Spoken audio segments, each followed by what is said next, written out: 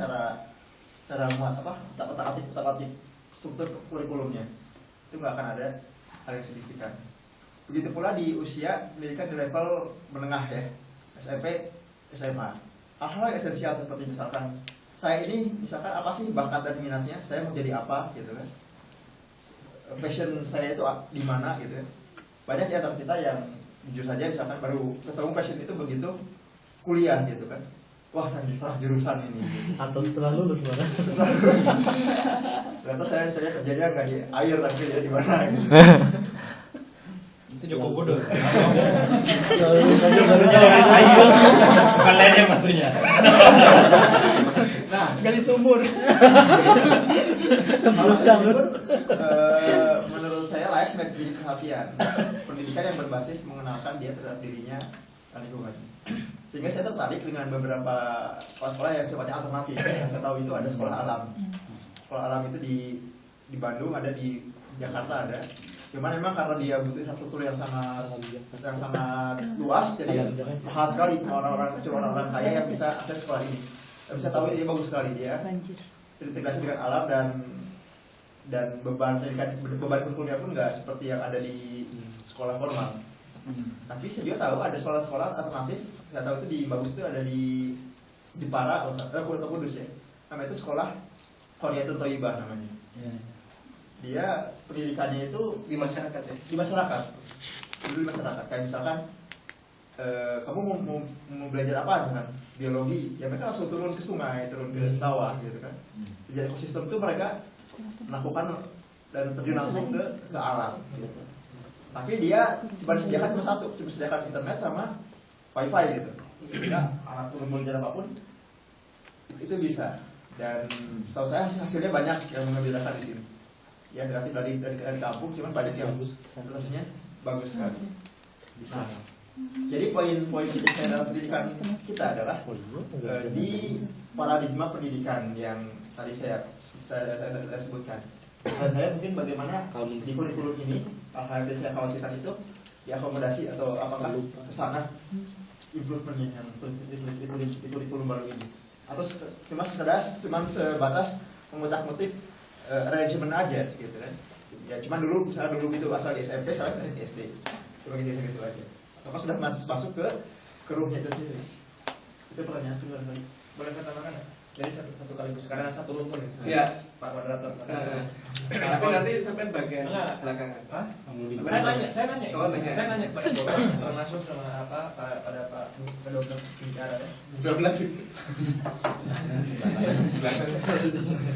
Terkait nyambung kawan-kawan sekalian dari apa yang disampaikan oleh Menteri hari. Beberapa tahun yang lalu saya membaca buku namanya Toto Chan. Mungkin kawan-kawan pernah dengar itu ya. Saya sangat tidak tertarik membaca itu karena covernya gambarnya anak-anak dan tidak meyakinkan. Pink lagi. Tapi saya baru tahu bahwa ketika saya membaca itu berbicara tentang pendidikan. Kalau bagi kawan-kawan yang belum membaca itu berbicara tentang bagaimana seorang anak kecil di Jepang dia sangat menikmati pendidikan yang dia dapatkan dengan mekanisme yang bebas gitu. Jadi dia mau belajar apapun pada hari itu, apakah dia memulai dari mata pelajaran apa yang dia inginkan, langsung masuknya ke lab dan segala macamnya gitu ya, langsung praktis gitu. Somehow ini yang membuat saya teringat dengan apa yang tadi disampaikan oleh kawan Rihan gitu ya. Bagaimana bagaimana seorang siswa itu bisa hadir ke sekolah dengan bergembira dan dia mau dan mampu mempelajari apa yang dia inginkan gitu. Bukan sekedar negara yang menentukan bahwa Anda ini seorang siswa yang bagus itu adalah yang belajar ini sesuai dengan formanya seperti ini gitu. Dan ternyata orang-orang yang mengikuti sekolah yang satu tempat dengan Toto Chan ini adalah orang-orang jadi semua. Kalau misalkan tadi dikatakan itu ada good practices yang disampaikan oleh kawan Rihan tadi di beberapa sekolah di Jakarta, Bandung dan Qoriyatul Thayyibah tadi. Qoriyatul Thayyibah. Nah, di YouTube. Saya aja Qoriyatul Thayyibah. Ya. Di Twitter ada Bang? Saya share linknya. Nanti saya mention mention satu-satu. Jangan lupa saya.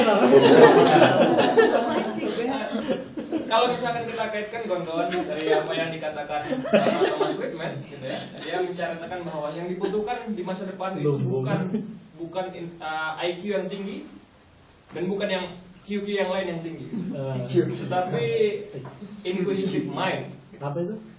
Jiwa yang selalu terusik. Inquisitive mind. Jiwa yang selalu terusik untuk cari tahu apa, komitmen to pursue to the truth. Katanya dia begitu. Jadi kalau misalkan ada anak kecil itu adalah seorang pembelajar yang paling baik, kita pun akan kalah dengan anak kecil. Lihat bagaimana kita. Ya, ini saya pikir apa yang dikatakan oleh Friedman benar. Bagaimana kita kasih saja dia apa Samsung Galaxy Tab, langsung tahu-tahu dia bisa tahu semuanya. Bang Isal itu butuh waktu berapa lama tuh? Kenapa sebut Bang Isal? Karena saya nggak punya Galaxy Tab. Anaknya lebih Nah kan jadi, nah kalau jika memang Jadi sebut Bang Isal karena umurnya ya. Nah kawan-kawan sekalian, saya mau menanyakan terutama pada bapak pembicara, saya ingin menanyakan jika memang pertanyaan pertama saya adalah apakah bapak-bapak juga sependapat atau kawan-kawan juga sependapat bahwa memang yang perlu kita setting itu adalah inquisitive mind ini, membangun bagaimana kebahagiaan yang bisa didapatkan oleh seorang pembelajar untuk datang ke sekolah. Apakah itu yang mau kita mainkan ataukah kurikulumnya? Pertanyaan saya pertama. Nah, pertanyaan saya yang kedua adalah jika memang kita sependapat bahwa yang bagaimana menciptakan inquisitive mind dan kebahagiaan ini bisa didapatkan oleh para pembelajar ini, metode seperti apa yang mau kita sarankan? Jadi kan kita akan konkret. Saya akan coba, maksudnya kita nanti akan bisa berbicara masalah formulasi. Pemerintah kita sependapat dengan Anda pada sisi X, tetapi kita menyarankan kepada Anda pada sisi Y. Nanti kan kita kan bikinkan saran nih.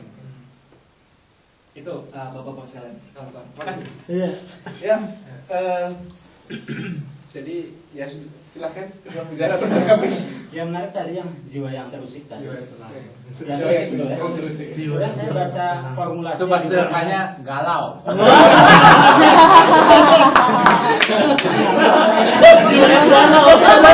Terlalu lama ya. Terlalu Bahasa galau itu galau. gagal gitu loh. Pakai hashtag Mas Galau. Jiwa yang terusik sama dengan galau. Spring dan Forman melakukan penelitian berdasar untuk pendidikan matematika, yaitu awal dari workplace learning, pembelajaran ketika di dunia kerja selalu belajar. Apa yang bisa digunakan untuk mengembangkan hal semacam itu? Dia menyebutkan formulasi yang disebut adalah effective pedagogical learning. Ada 3 aspek. Yang pertama adalah student center, ketika dalam pembelajaran di sekolah harusnya menekankan itu. Yang kedua adalah kontekstual, adanya keterkaitan antara apa yang dipelajari dengan aplikasinya di dunia kerja. Yang ketiga adalah metakognitif, ini mirip dengan jiwa yang terus tadi. Saya harus selalu merefleksi, bertanya pencapaiannya. Oh, step ini. Jadi kelihatannya 3 hal ini adalah cukup bagus untuk dikembangkan ke masa depan. Terkait dengan yang student center, sekarang kan kurikulum 2013 menekankan itu kalau tidak salah bahwa sekarang ingin menekankan pada siswa yang aktif, walaupun sebenarnya ini bukan konsep baru karena pada kurikulum 1985 ada Sudah aja. sudah Nyaman gue tuh.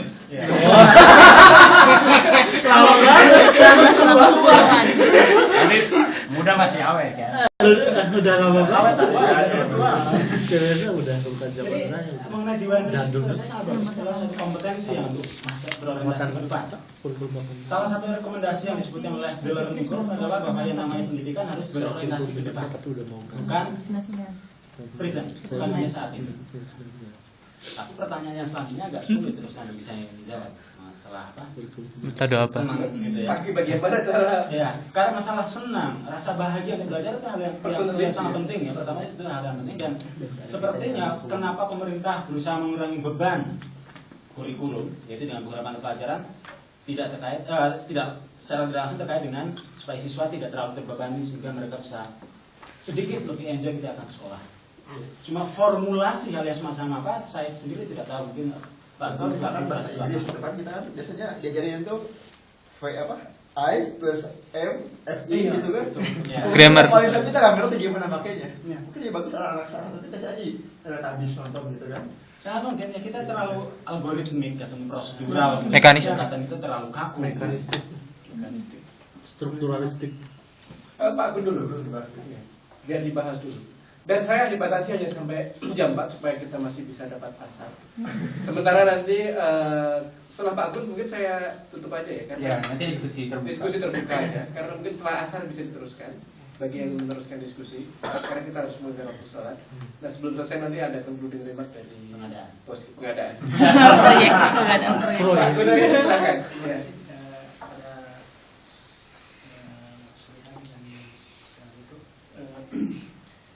Berkaitan dengan